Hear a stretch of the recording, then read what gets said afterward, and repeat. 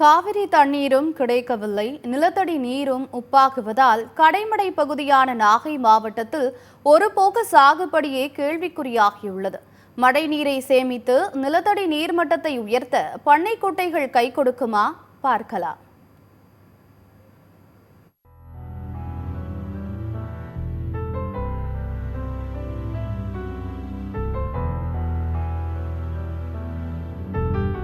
Delta மாவட்டங்களில் கடைமடையான நாகப்பட்டினம் மாவட்டத்தில் சுமார் 1,60,000 ஏக்கர் பரப்பளவில் காவிரி நீரை நம்பியே நெல் சாகுபடி செய்யப்படுகிறது.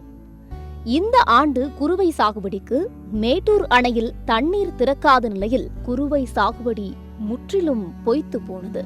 இருப்பினும் நிலத்தடி நீரை நம்பி ஒரு சில பகுதிகளில் மட்டுமே குறுவை சாகுபடி மேற்கொள்ளப்பட்டது. இனிவரும் காலங்களிலும் காவிரி நீரை மட்டுமே நம்பி சாகுபடி செய்ய வேண்டுமெனில் ஒருபோக சாகுபடி என்பதே கேள்விக்குறிதான். டெல்டா மாவட்டங்களில் காவிரி நீரை தேக்கி வைத்து நிலத்தடி நீர்மட்டத்தை உயர்த்தும் பணியில் ஈடுபட்டால் மட்டுமே ஒருபோக சாகுபடி கூட சாத்தியம் என்பதே கள நிலவரமாக உள்ளது. காவிரி நீர் கிடைக்காத சூழலில் நிலத்தடி நீரை நம்பி விவசாயம் செய்வது நீண்ட நாட்கள் நீடிக்காது. நிலத்தடி நீர் வற்றிய பிறகு உப்பு நீரை என்ன செய்வார்கள் விவசாயிகள்? கடைசி நேரத்தில் கழுத்தறுக்கும் காவிரி நீருக்கு மாற்றாக நிலத்தடி நீர்மட்டத்தை உயர்த்த ஒரு சில விவசாயிகள் பண்ணை குட்டைகளை அமைத்து வேளாண் சாகுபடியில் அசத்தி வருகின்றனர்.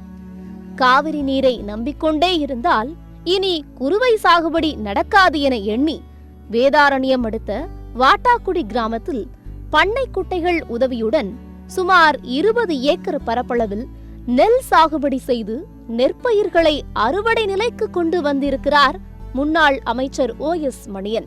இனிவரும் காலங்களில் விவசாயிகள் காவிரி நீரை நம்பி இல்லாமல் அரசு உதவியுடன் மானியம் பெற்று பண்ணை குட்டைகளை வெட்டி தண்ணீரை தேக்கி சாகுபடி மேற்கொண்டால் மட்டுமே ஒருபோக சாகுபடியில் விவசாயிகள் ஈடுபட முடியும் என்கிறார் முன்னாள் அமைச்சர். மேட்டூரிலிருந்து காவிரியில் தண்ணீர் வந்தால் மட்டுமே சாகுபடி செய்ய முடியும், இல்லை என்றால் அறவே முடியாது என்கிற இடம். காரணம், நிலத்தடி நீர் அறவே கிடையாது. குளங்களை உருவாக்கி ஆழமான விரிவான பெரிய நீரோடைகளை உருவாக்கி அதிலிருந்து தண்ணீரை எடுத்து மேட்டூர் அணை தண்ணீரை காவிரி நீரை எதிர்பார்க்காமல் விவசாயம் செய்து கொண்டு வருகிறோம்.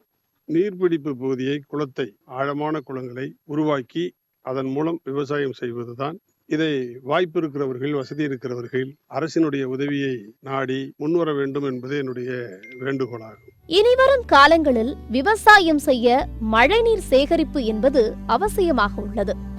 கலைஞரின் அனைத்து கிராம வேளாண்மை வளர்ச்சி திட்டத்தின் மூலம் பட்டா நிலம் வைத்துள்ள விவசாயிகளுக்கு முழுக்க முழுக்க மானியத்தில் பண்ணை குட்டைகள் வெட்டி தரப்படுகிறது. விருப்பமுள்ள விவசாயிகள் வேளாண்மை உதவி செயல் பொறியாளர் அலுவலகத்தை தொடர்பு கொண்டோ அல்லது நேரடியாகவோ அணுகலாம் என்கிறார் வேளாண்மை பொறியியல் துறையின் உதவி செயற்பொறியாளர் ஸ்ரீதர். குறைந்தது 5 ஏக்கர் நிலம் வைத்துள்ள விவசாயிகளுக்கு இது பெரிதும் பயனுள்ளதாக இருக்கும் என்றும் அவர் கூறுகிறார். நம்ம மழைநீர் சேகரிப்பு இப்போ ரொம்ப முக்கியத்துவமாக இருக்குது. ஏன்னா இப்போது பருவமழை பெய்கின்ற பொழுது இந்த மழைநீரை சேமித்து வச்சு மழை காலம் முடிந்தவுடன் அதை விவசாயத்துக்கு பயன்படுத்தும் விதமாக நிறைய தொழில்நுட்பங்கள்லாம் இருக்குது. நம்ம வேளாண்மை பொறியியல் துறை மூலமாக நம்ம பண்ணை குட்டைகள் அமைக்கும் திட்டங்கள் நம்ம செயல்படுத்திகிட்டு இருக்கோம். அதில் முக்கியமாக பார்த்தீங்கன்னாக்கா கலைஞரின் அனைத்து கிராம வேளாண் வளர்ச்சி திட்டம் அப்படின்னு சொல்லிட்டு மாண்புமிகு தமிழக முதல்வர் அவர்கள் இந்த திட்டத்தை அறிமுகப்படுத்தியிருக்காங்க. இதில் 21-22 நம்ம இந்த திட்டங்கள் செயல்படுத்திட்டு இருக்கோம். அதில் பார்த்தீங்கன்னா விவசாயிகளுடைய பட்டா நிலங்களில் பண்ணை குட்டைகள் அமைச்சு கொடுக்குறோம். இது பார்த்தீங்கன்னா முழுக்க முழுக்க மானியம். ஸோ விவசாயிகள் இது மாதிரி ஒரு இதை பயன்படுத்திக்கணும்னு கேட்டுக்கிறேன். கடைமடை மாவட்டத்தில் விவசாயம் காக்கப்பட வேண்டுமெனில் தமிழக அரசு பண்ணை குட்டைகளை அமைக்கும் திட்டத்தை விரிவுபடுத்தி உப்பு நீர் உட்புகாமல் தடுத்தால் மட்டுமே வரும் காலங்களில் ஒருபோக சாகுபடி மேற்கொள்ள முடியும் என்கிறார் தமிழ்நாடு விவசாய சங்கங்களின் கூட்டு இயக்க தலைவர் காவிரி தனபாலன். கடைமடை மாவட்டமான நாகப்பட்டினத்தினுடைய விவசாயம் காக்கப்பட வேண்டும். தமிழக அரசு பண்ணைக்குட்டை அமைக்கும் திட்டத்தை விரிவுபடுத்த வேண்டும், வேகப்படுத்த வேண்டும். அதே மாதிரி இருக்கக்கூடிய குளங்களை தூர்வாரி கரைகளை பலப்படுத்தி நீர் சேமிப்பு ஆதாரங்களை உருவாக்க வேண்டும். அதுக்கான ஏற்பாடுகள் விரைவாக தமிழக அரசு செய்யணும் அப்படின்னு சொல்லி நாங்களாம் எதிர்பார்க்கிறோம். இயற்கையை வஞ்சிப்பது ஒரு பக்கம், தண்ணீரை திறக்க மறுத்து கர்நாடகாவின் பிடிவாதம் மறுபக்கம்.